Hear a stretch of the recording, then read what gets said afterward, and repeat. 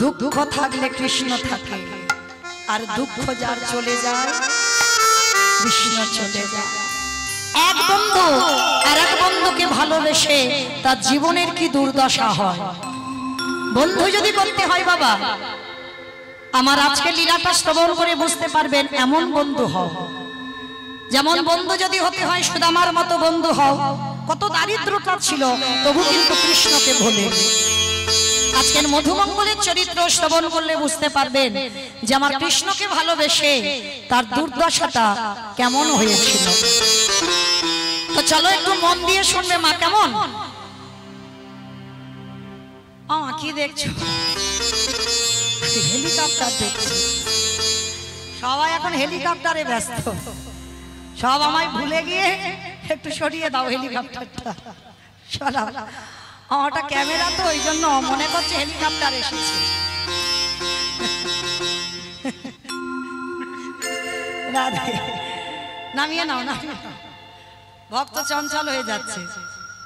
বেশ, তো চলো আজকে আমরা সবাই এই লীলার মধ্যে জানতে পারবো বাবা কীর্তন শুনলে কি হয়, কীর্তন গাইলে কি হয়, আর যারা যারা ভগবানকে ভালোবাসে না, সেবা করে না, পূজা করে না, তার শেষ জীবনে কি দুর্দশা হয়, সবটাই আজকে লীলার মধ্যে জানতে পারবো।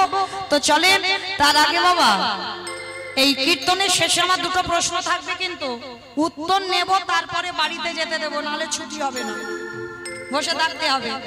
মানে কালকে যেখানে কীর্তন কুঞ্জ বর্ণন আছে তো গাইবো না, কিন্তু প্রশ্নের উত্তর নেব তারপরে যাব। হ্যাঁ, যত বৃষ্টি হোক। চলো আজকের আমরা যাই বিষয়ে। দেবর্ষি নারদ মনে মনে চিন্তা করলেন অনেকদিন মরতে যাই নাই, আজ আমি একটু মরতে যাব। অমাইরা মর্ত কোনটা? উপরটা মর্ত, নিচে পাতাল। হ্যাঁ, যেটাই বসে আছে, যেটা আমি দাঁড়িয়ে আছি আপনারা বসে আছেন, এটা হচ্ছে মর্তধাম। তো দেবর্ষি নারদের ইচ্ছে জেগেছে মা একটু মরতে যাবে। তা মর্তধামের একজন মা, শীতেতে সিঁদুর আছে, হাতে শাঁখা আছে, আলতা পেড়ে শাড়ি পরে আছে। নারদকে দেখতে পেয়েছে। আরে অনারদ, এদিকে এসো, এদিকে এসো। আমায় ডাকছো মা? হ্যাঁ বাবা নারদ, আমি তোমায় ডেকেছি। আচ্ছা নারদ, যারা যারা ভগবানকে ডাকে, যারা যারা ভগবানকে ভালোবাসে নারদ, তাদের শেষ জীবনের দশা কি হয়? কথাটা শ্রবণ করা মাত্র নারদ বলছে, ওমা এ প্রশ্নের উত্তর তো আমার জানা নাই। সে কি, তুমি ভগবানের কাছে থাকো, তুমি জানো না, তাহলে জানে কে? বলে মা তুমি একটু বসো, আমার বাবার কাছ থেকে উত্তরটা জেনে আসি। নারদের বাবাটাকে ব্রহ্মা, ব্রহ্মলোকে গিয়ে ডাকছে, পিতা পিতা। যারা যারা ভগবানকে ডাকে, সেবা পূজা করে, তাদের শেষ জীবনের গতিটা কি হয়? চতুর্মুখী ব্রহ্মা বললেন, নারদ এ প্রশ্নের উত্তর তো আমার জানা নেই। সে কি, আমি জানি না? তুমি আমার বাবা চারটি মুখ তুমি জানো না, তাহলে জানে কি? বলে একজন জানলে জানতে পারে যে গাঁজা ভাং খায়। আমাকে গাঁজা খাই গো? আর তোমাদের গ্রামে কেউ খায় না? খায়, তলে তলে খায়, দেখবে, কিন্তু বাবার নামে বদনাম রটেছে। খুঁজলে কত পাওয়া যাবে, কিন্তু কখনো বাবাকে বলো না যে বাবা গাঁজা খায়। বাবা বৈষ্ণব, ত্রিলোকের বড় বৈষ্ণব, তিনি কি করে গাঁজা খান? কখনো খান না। তাহলে গাঁজা কোলকে নেয় কেন? বলে উদ্বেগ নিবোধের জন্য, বাবার জন্য নয়, বাবা গাঁজা খায় না। তো আজকে আচ্ছা মা, বাবা থাকেন কোথায়? কৈলাস। আর কৈলাসের থেকে প্রিয় জায়গা হচ্ছে শ্মশান। আর বাবার বাহনটা কি? ইঁদুর। ইঁদুর, বাবার বাহন নাকি কত গণেশের বাহন। ষাঁড় মানে বৃষ। এইবার বাবা ভোলা না ষাঁড়ের পিঠে চড়ে ঘুরে বেড়াচ্ছে, আর এদিকে আমার ব্রহ্মা আর দেবর্ষি নারদ গিয়ে ডাকছে, ভোলা না, ও ভোলা না, এদিকে এসো। তুমি তো দিন রাত হরি হরি করো। আচ্ছা ভোলা না, যারা যারা ভগবানকে ডাকে, যারা যারা ভগবানকে ভালোবাসে, তাদের শেষ জীবনের দুর্দশাটা কি হয়? ভোলানাথ হেসে বলল, নারদ এ প্রশ্নের উত্তর তো আমার জানা না। সে কি? আমি জানি না, তুমি আমার বাবা জানো না, শিব জানে না, তাহলে জানে কে? বলে একজন জানলে জানতে পারে যে নামের নামে। আমার নামের নামীটাকে ভগবান, যার নাম শুনছেন আমি গাইছি, চলো তার কাছে যাই। বৈকুণ্ঠপতি নারায়ণের কাছে গেছে। প্রভু বলো, যারা যারা তোমার ডাকে ভালোবাসে, সেবা পূজা করে, তাদের অন্তিম দশাটা কি হয়? কথাটা শোনা মাত্র আমার ভগবান হেসে বলছে, নারদ এ প্রশ্নের উত্তর তো আমার জানা নাই। সে কি?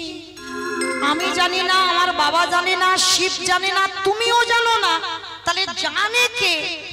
ভগবান হাসছে আর বলছে, শোনো, এই প্রশ্নের উত্তর তারাই দেবে। কারা জানো? যারাই আমার নাম ভালোবাসে, যারাই আমার নাম বদনে উচ্চারণ করে, যারা আমার নাম বদনে উচ্চারণ করে, ওই নয়ন জলে বক্ষ জগৎ ভাষায় কৃষ্ণ ধ্যান, কৃষ্ণ জ্ঞান, কৃষ্ণ চরণ ছাড়া মানে জানো। চলে যাও সেই ভক্তের কাছে। যেই না বলেছে চলে যাও সেই ভক্তের কাছে, সঙ্গে সঙ্গে বলছে, ও প্রভু, তা সেই ভক্তটা পাবো কোথায়? বলে, নারদ চলে যাও মর্তধাম। বলে, তোমার মাথা ঠিক আছে তো?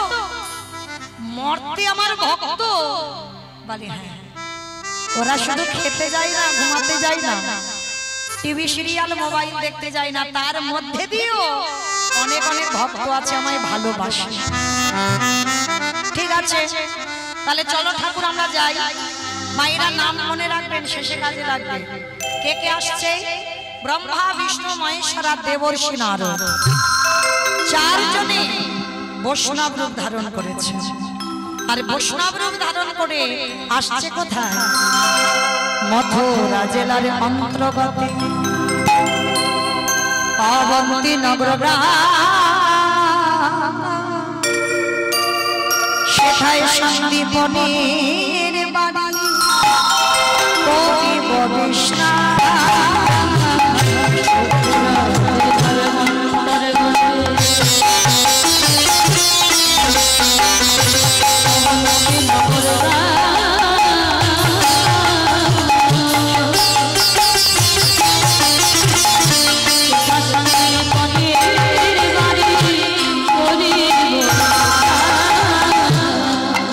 যাবো আমরা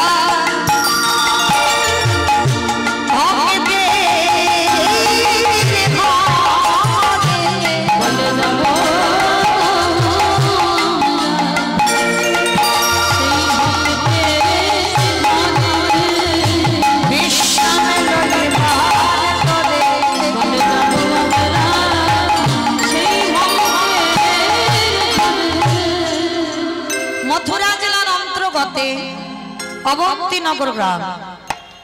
মায়েরা ভগবান ভক্তের ঘরে আসছে। ভক্তের বাড়িটা কোথায়? এই অবন্তী নগর গ্রামে ভগবানের গুরুদেব থাকতেন, যার নাম সন্দীপনী মুনি।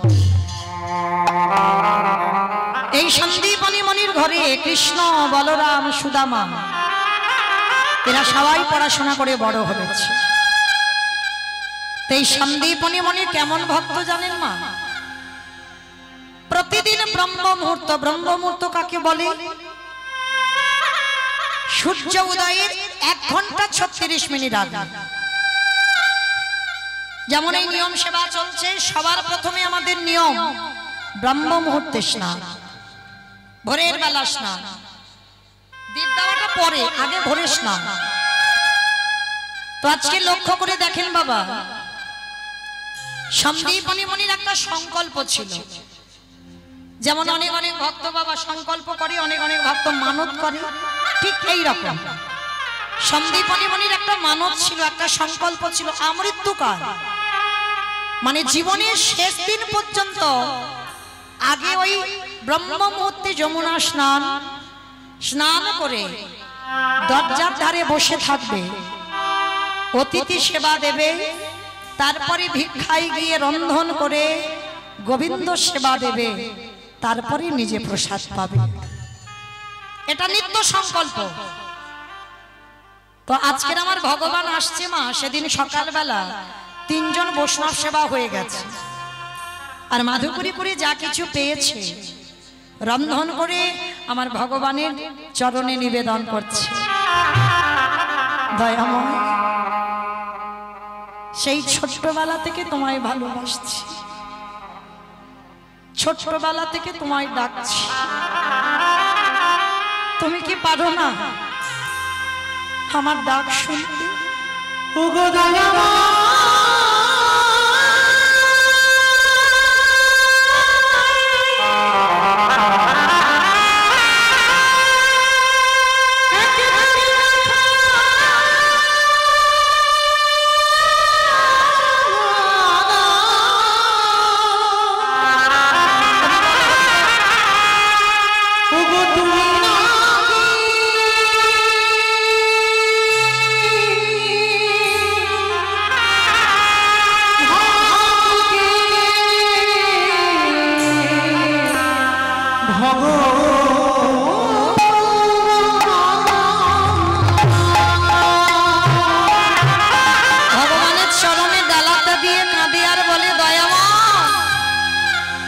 এত কাঁদি এত ডাকি তুমি কেন সাড়া দাও না?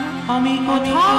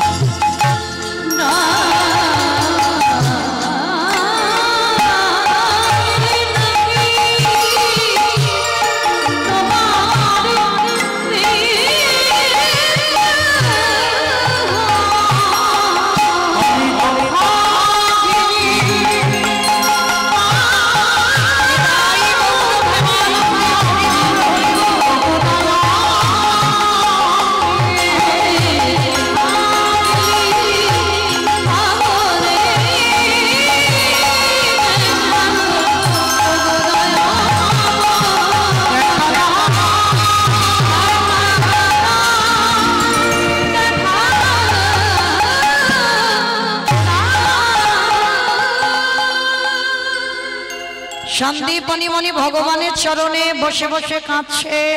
আর ঠিক সেই সময় ব্রহ্মা বিষ্ণু মহেশ্বর আর নারদ ছদ্মবেশে দরজায় এসে গেছে। মনিবা, বাড়িতে আছো? মামাইরা, মানুষের ডাক আর ভগবানের ডাকে তফাৎ হবে না? যদি কোনোদিন ভগবান তোমায় ডাকে, সে ডাকটা সাধারণ মানুষের মতো ডাক নয় বাবা। আর ও ডাক যদি তোমার কানে একবারে যায়, তুমি যেন ভুল করে কারোর কাছে বলো না। আপন ভজন কথা না কহিবি যথা তথা। তুমি যদি জীবনে ভজনের মানুষ না পাও, জীবনে তুমি তোমার ভজনের কথা কাউকে বলো না। সন্দীপন মনি যেই না চারজন বৈষ্ণবকে দেখেছে বলছে আসুন আসুন, আজ আমার দিনটা কত ভালো গো, সকালবেলা 3 জন বৈষ্ণব সেবা দিয়েছি, আবার দুপুরবেলা 4 জন, আসুন আমার ঘরে আসুন। ভাবতে পারছেন না যে নিজের পেটের ভাত জোগাড় করতে পারে না, সে আজকের বৈষ্ণব সেবা দেওয়ার জন্য কাঁদে। আচ্ছা বলো তো, আগে অতীতের সেবা না আগে ভগবান সেবা? জানি সবাই, মানি কজন? এখানে আমরা যতজন আছি সবাই কিন্তু জানি যে আগে অতিথি সেবা। কিন্তু দেখবেন মা, কোনো কারোর ঘরে যদি দুপুরবেলা হয়তো বাড়ি সবার খাওয়া হয়ে গেছে, তুমি একা বাকি আছো, কোনো ভিক্ষুক গিয়ে যদি বলে ও মা দুটো খেতে দিবি, কদিন ভালো করে খাওয়া হয়নি রে, খেতে দে না। অনেক মায়েরা আছে মুখের উপরে বলে দেয় এই যে আমার হাত জোড়া, এখন খেতে দিতে পারবো না, অন্য বাড়ি দেখো। যদি বলো মা এটা আমার গল্প কথা নয়, আমার নিজের চোখে দেখা, আমার নিজে কানে শুনে। অনেক ছোটবেলায় দেখেছি, কিন্তু মৃত্যুর আগের দিন পর্যন্ত ভুলবো না। তাই সবার চরণ ধরে বলে যায়, জীবনে যদি দুপুরবেলা কোনোদিন অতিথি আসে, অতিথি তো তাকে বলে যার তিথির জ্ঞান নেই, যে বলে আসে না। বাবা ফোন করে যে আত্মীয় পরিজন আসে, এরা অতিথি নয়, এরা তো ফোন করে এসেছে, তাদের জন্য রান্না করেছো। অতিথি তাকে বলবে যে বিনা নিমন্ত্রণে আসে, বিনা বলায় আসে, যার সময়ের জ্ঞান নেই, যে তিথির জ্ঞান নেই, যে কোনো টাইম জেনে আসে না, হঠাৎ তোমার বাড়ি আসে। যদি এমন কেউ এসে যায়, মনে রেখো বহু জন্মের ভাগ্য তোমার, বহু জন্মের স্বীকৃতি তোমার। বলা তো যায় না গো, কখন কার ঘরে ভগবান কোন বেশে এসে দাঁড়িয়ে যায়। আর ভগবানকে যদি একবার দূর দূর করে দাঁড়িয়ে দাও, সারা জন্মে মাথা ঠুকে কাঁদলেও আর ফিরে পাবো না। ওই জন্য ভগবান যখনই আসে, কোনোদিন ভগবান যে রূপে তুমি পূজা করছো ওই রূপে কোনোদিন তোমার দেখা দেবে না। ভগবান এমন রূপে আসবে যাকে দেখে তুমি ঘৃণা বোধ করবে। ওই জন্য সবার আগে মনুষ্য জীবনে কর্তব্য বাবা, মানুষ হয়ে মানুষকে ভালোবাসো। তুমি যদি মানুষকে ভালোবাসতে না পেরেছো, তুমি আমার ভগবানকে কোনোদিন ভালোবাসতে পারবে না। আজকের সন্দীপনী মনি 4 জন বৈষ্ণবকে দেখে বসবার জায়গা দিয়েছে, বসুন, বলুন আপনাদের জন্য কি করতে পারি। ভগবান ছদ্মবেশে বলছে মুনিবর, বড্ড খিদে পেয়েছে, একটু খেতে দেবে গো। বৃন্দাবনে 3 দিন ঘুরছি, কেউ খেতে দেয়, দাও না গো কিছু খেতে। ভগবান বড় ছলনাময়। সন্দীপনী মনি বলছে বেশ আপনারা বসেন, আমি দেখছি কি ব্যবস্থা করা যায়। সন্দীপনী মনি জানে বাড়িতে চাল ডাল আছে, সেগুলো সেবা দিলে বৈষ্ণব সেবা হয়ে যাবে। অত সোজা নয় মা। কতটুকু কৃষ্ণ বলে কেঁদেছো, কৃষ্ণ পাবে। আমার রাধারানী 100 বছর কেঁদেছে কৃষ্ণ বিরহে, 1-2 বছর, 100টা বছর। আমার রাধারানী গোবিন্দের সঙ্গে সাক্ষাৎ করে প্রশ্ন করেছিল, বধূ যে রাধারানী এক পলক তোমায় না দেখে থাকতে পারে না,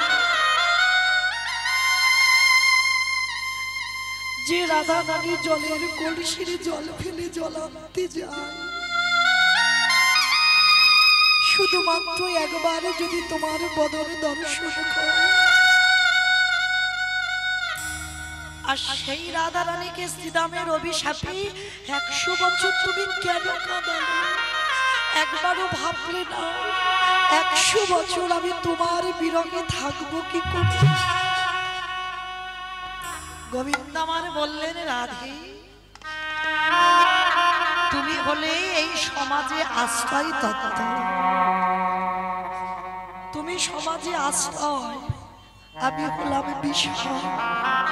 রাধে আজকে তুমি যেমন কৃষ্ণ প্রাণ কৃষ্ণ বলে কাঁদছো, রাধে তোমার মতো করে কেউ যদি হা কৃষ্ণ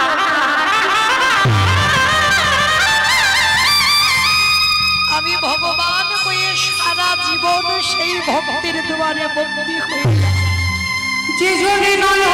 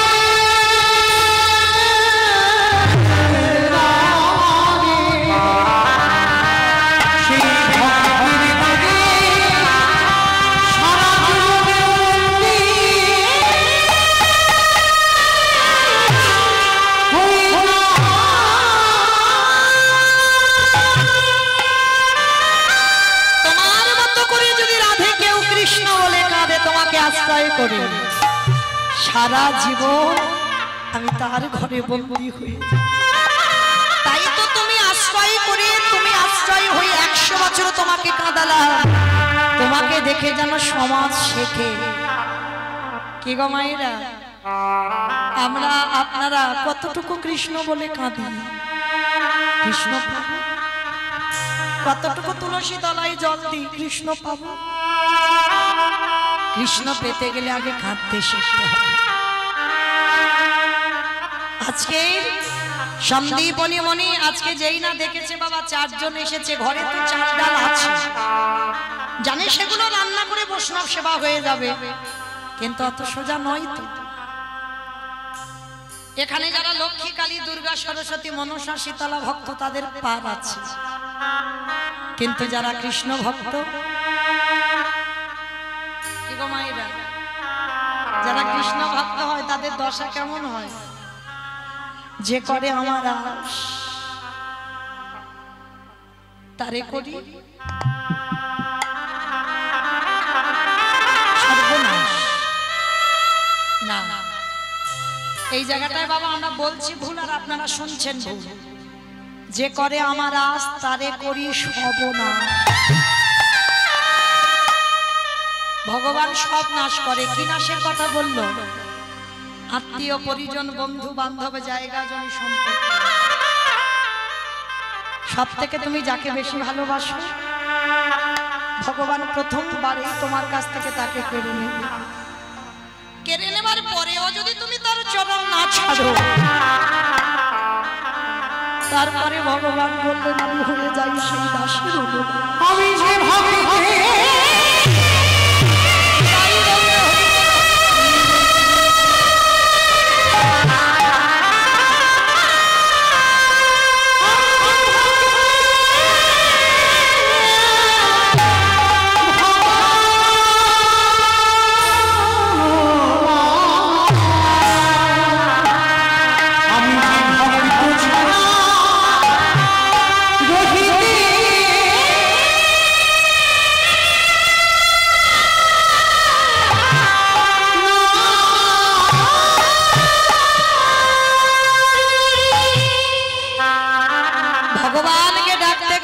সবার আগে বিশ্বাস লাগে। আর এই পৃথিবীতে যার বিশ্বাস থাকে না সে জন্মে কেন কোনো জন্মেই ভগবান পাবে না। বিশ্বাসটা কিরকম থাকবে জানো? শুনে নাও বাবা, মহাভারতে তার প্রমাণ দিয়ে গেছে। পঞ্চ পাণ্ডবের মা ছিল কুন্তী মা। পঞ্চ পাণ্ডবের মা নয়, 3টে সন্তানের মা। যুধিষ্ঠির, ভীম, অর্জুন, নকুল সহদেবের মা ছিল মাদ্রী। কিন্তু মাদ্রী যখন সহমরণ হলো, তারপরে সমাজে জানলো কুন্তী পঞ্চপুত্রের মা। প্রত্যেক দিন মা কুন্তী আগে বড় ছেলে যুধিষ্ঠিরকে খেতে দেয়, পরপর ছেলেরা বসে। তো আজকে যুধিষ্ঠির বলছে, ও মা, আজকে আমার ভীম ভাইয়ের বড্ড খিদে পেয়েছে, তুমি আমার ভীমকে খেতে দাও না মা। তা ভীম আজকে যা রান্না করেছে বাবা, ভীমকে খেতে দিয়েছে। আর ভীমের এত খিদে পেয়েছিল, মা যা রান্না করেছে একাই খেয়ে ফেলেছে। ওর উদর এত ভর্তি করতে পারে না বাবা, যা রান্না করছে সব খেয়ে ফেলেছে। আর মা কুন্তী এসে রেগে গিয়ে বলে বলেন, ভীম, তোর এত খিদে, তোর এত লোভ, তুই একবারের জন্য তোর মার কথা ভাবলি না, তোর ওই ভাইদের কথা, তোর স্ত্রীর কারোর কথা ভাবলি না। যা রান্না করেছি তুই একাই সব খেয়ে ফেলেছিস। কেন রে তোর এত খাই, কিসের জন্য তোর এত খিদে? মা হয়ে যখন এই সন্তানকে বলল তোর এত খাই কেন, বড় অভিমান হলো। মা, আমি একটু খাই বলে তুমি আমায় এত বড় কথা বললে, আমার খাই। ঠিক আছে, আমি আজকে তোমার চরণ ছুঁয়ে কথা দিলাম, আমি আজকে থেকে আর খেতে চাইবো না। তো বলো, আজকে যে সব খেয়ে ফেলেছি, তুমি আমার কাছে কি চাও? কুন্তী বলে বলেন, ও তোর একটু খাবার তুলনা দিয়েছি বলে তোর এত অহংকার, গরম করে বলছিস কি চাই বলো? আর আজকের আমি তোর কাছে যেটা চাইবো তুই দিতে পারবি না। পারবো, বলো মা তুমি আমার কাছে কি চাও? তাহলে আমার মাথা ছুঁয়ে প্রতিজ্ঞা কর, যা চাইবো তাই দিবি। প্রতিজ্ঞা করল, তাহলে দে, দিতে যদি হয় আমার একটা বস্তু এনে দে। বলো মা কি চাও? ভীম রে,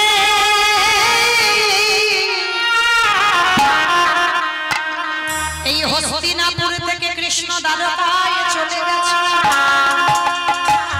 কয়েক মিনিটের মধ্যে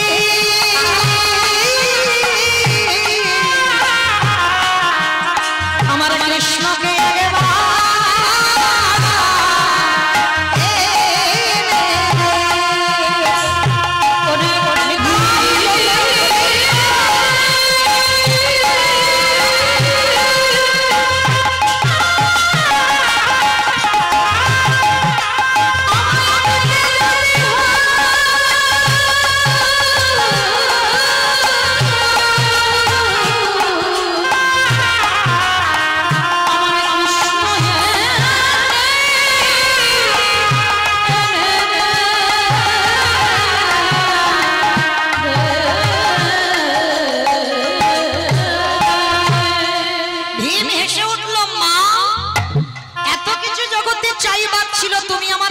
কৃষ্ণ চাইছো? বলে হ্যাঁ দে। কারণ হস্তিনাপুর থেকে দ্বারকা 3 দিনের পথ, সম্ভব নয় বাবা কয়েক মিনিটের মধ্যে আনা। ভীম প্রতিজ্ঞা করলো, মা মিনিট নয়, কয়েক সেকেন্ড আমি কৃষ্ণকে আমার কাছে আনবো। যুধিষ্ঠির বলল, ভাই তুই পারবি কি করে? হস্তিনাপুর থেকে দ্বারকা 3 দিনের পথ, অসম্ভব। বলে দাদা, এই জগতে তোমার মতো মন্ত্র জ্ঞান আমার নেই, তোমার মতো বেদ বিদ্যা আমি কিছু জানি না। তবে দাদা, আমি আমার কৃষ্ণকে ভালোবাসতে চাই। আনবি কি করে? দেখো না দাদা কি করে আনি। ভীমের হাতে ছিল 80 মণ ওজনের গদা। ওই গদাটা মাথার উপরে 3 বার ঘুরিয়েছে, আর ঘুরিয়ে গদাটা একেবারে শূন্য। আর উপরে যদি ভারী গদা ছুঁড়ে দেয় বাবা, ঘুরতে ঘুরতে তো নামবে, আর যে সোজাসুজি নামবে ভীম নিজের মাথাটা পেতে দিয়েছে। মানে গদাটা পড়লেই ভীমের মাথায় পড়বে, 80 মণ ওজনের গদা। মাথাটা পেতে দিয়ে ভীম শুধু একবার ডাকলো, কৃষ্ণ কৃষ্ণ।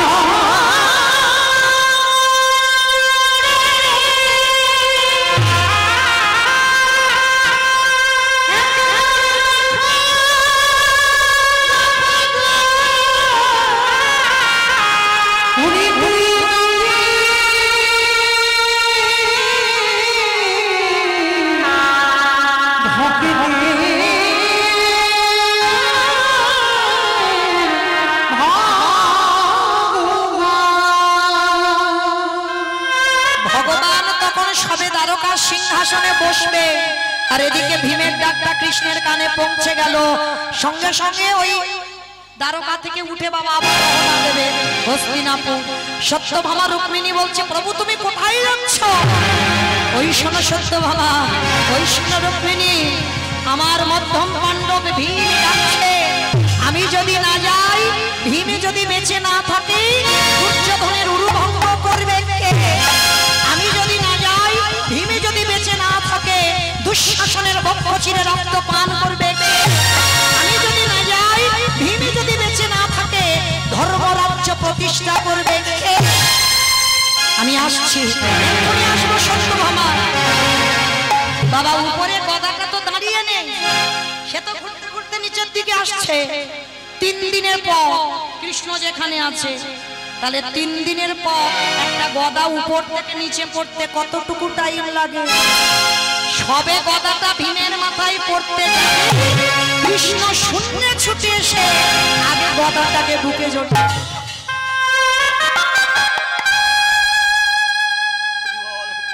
এক হাতে গদা নিল, আর এক হাতে ধুলা থেকে ভীমকে তুলছে। যখনই ধুলা থেকে ভীমকে টেনে তুলছে, এক হাতে গদাটা ধরে আছে। ভগবান বলছে, কি রে, একবারে যদি আমার আসতে দেরি হতো, এই গদা তোর মাথায় পড়ে তোর অপঘাতে মৃত্যু হয়ে যেত। কেন করে এমন করে ডাকলি বল, কেন ডাকলি যদি আমার আসতে দেরি হতো? কথাটা শুনে বলে উঠল ভীম, কৃষ্ণ এসেছিস? বাবা ভীমের খুব বিশাল বড় চেহারা তো, আর বুকে যেমন কৃষ্ণ ছোট হয়ে ধুলা থেকে ভীম উঠে কৃষ্ণকে বুকে জড়িয়ে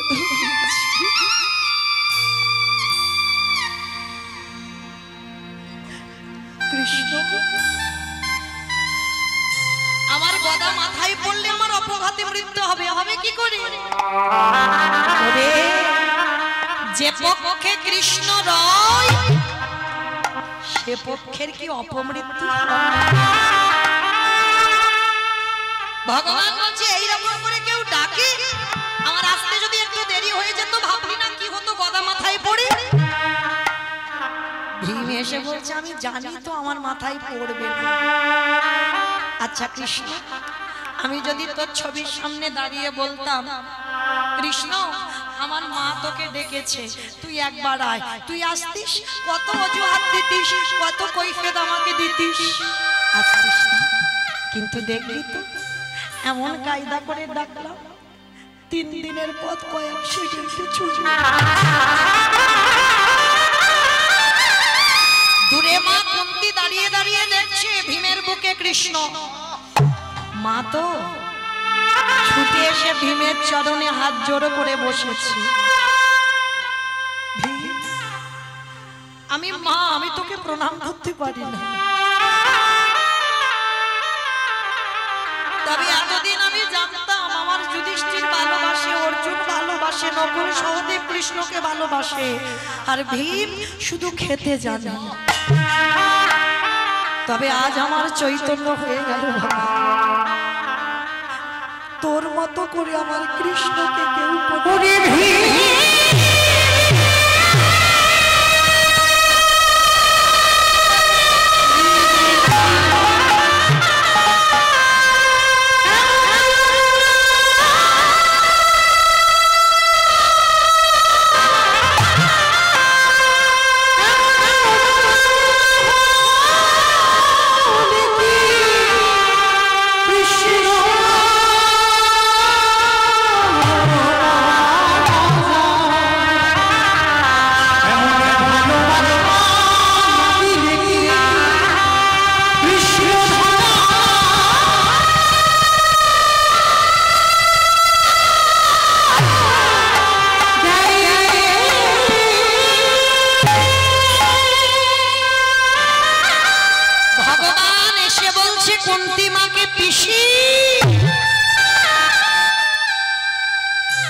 শুনলাম তুমি নাকি আমায় ডেকেছো।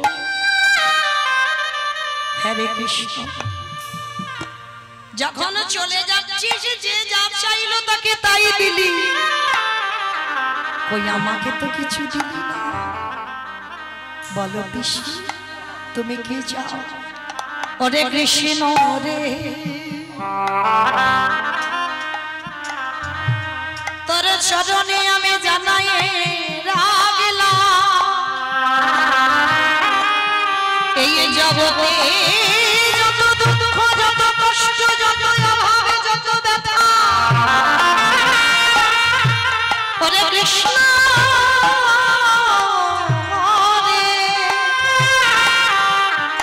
জগতে যত ব্যথা বেদনা আছে, তুই একবার তোর পিসিমার মধ্যে ফিরায়ে